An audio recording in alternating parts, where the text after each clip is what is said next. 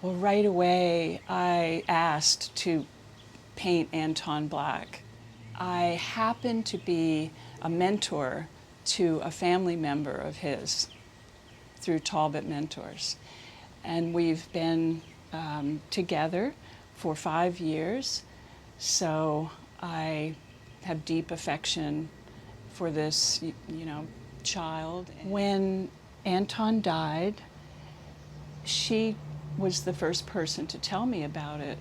She shared what she knew at the time. And of course it was all so disturbing, and I could see the impact and confusion and despair, in her.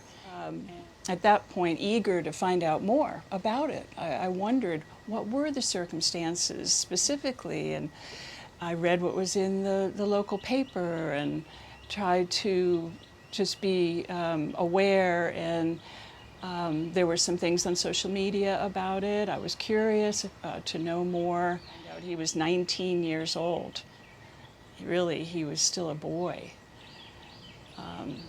And so through all of that and seeing some of how this has impacted their family, I requested doing the portrait of Anton. First, I wanted to see what images were available to me that I could work from. I went onto his Facebook page, which is publicly accessible, and there were a lot of photographs. There was a lot. I actually kept looking at other things that are on his page as well. And as I mentioned, he had prospects around modeling. He had had professional photographs taken of him as a model. And so one of those really jumped out at me.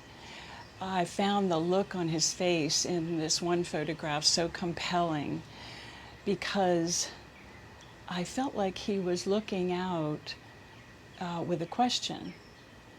And I felt like there was a question coming at me or anyone who might look at the pose of his face in that photograph.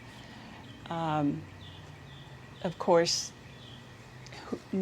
none of what happened would have been known at that point, but somehow there was a look in his eye, a question on his face that spoke to me and I thought might speak to others.